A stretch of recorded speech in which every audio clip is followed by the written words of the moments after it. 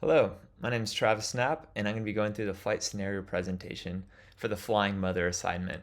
We've got a lot of material to cover, and so we're going to go through this as quickly as possible and try to keep it close to 5 minutes.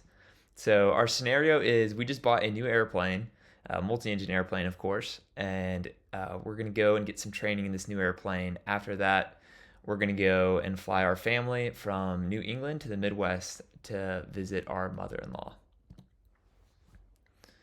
Okay, so the focus of this presentation is going to be SRM, ADM, and mitigation of risks with a new airplane that we're not familiar with. And so, some things that are going to assist us with single pilot resource management.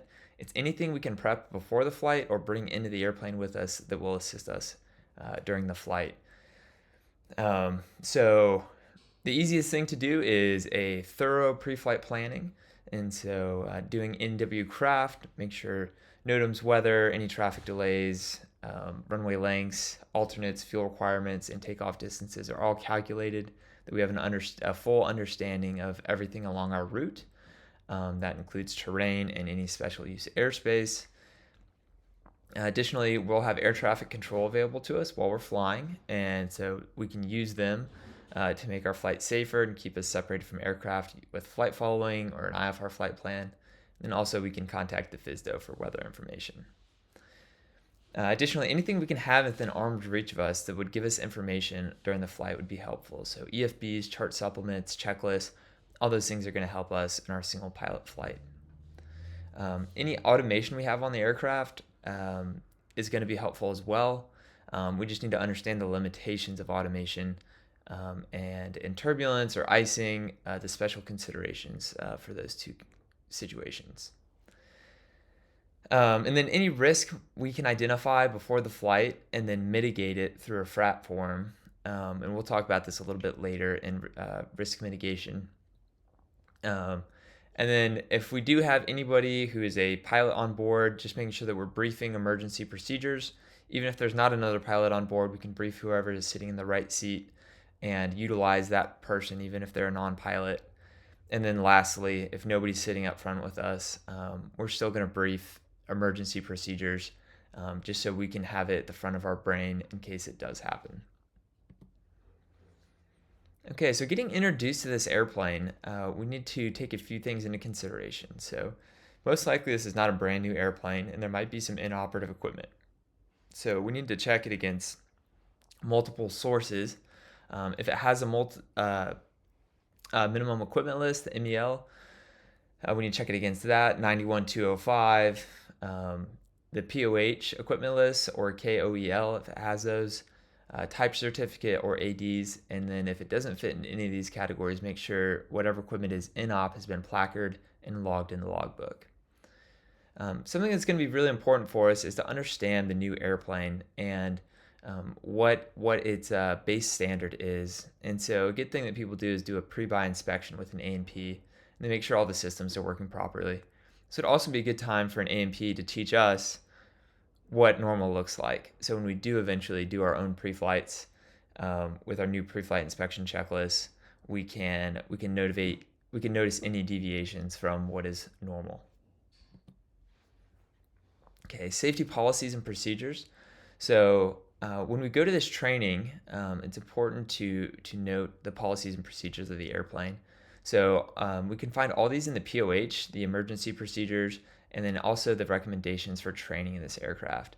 And so we're going to want to simulate multiple things that may be dangerous if we do wrong. So VMC demos, engine cuts before and after rotation, things of that nature can be simulated safely, but we just have to be cognizant and know how to do that. Discuss that with whoever is giving us our training in this airplane. Okay, so let's talk about some aeronautical decision making. So ADM is just a systematic approach to the mental process used by aircraft pilots to consistently determine the best course of action in response to a given set of circumstances. So it's making good decisions. And so we have a few checklists that we can use to check our decision making here. So the PAVE, we're just going to go through pilot, aircraft, environment, and external factors.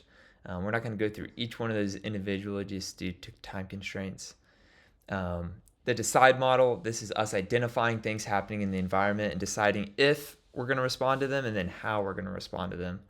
And then checking to see if we need to continue to respond to whatever change has occurred. And then the 5 Ps, here this little graphic shows you the 5 Ps that can affect you. And so just making sure that each one of these is not adding additional risks to your flight. And then lastly, we're going to use a FRAT to manage our risk. So a FRAT is a flight risk assessment tool. And so what this does is it takes some of those checklists, it consolidates them, and then it puts a numerical value to them. So you can actually use that to aid your decision making. So this is a FRAT from my school. We actually just call it the FAT form, the flight analysis tool.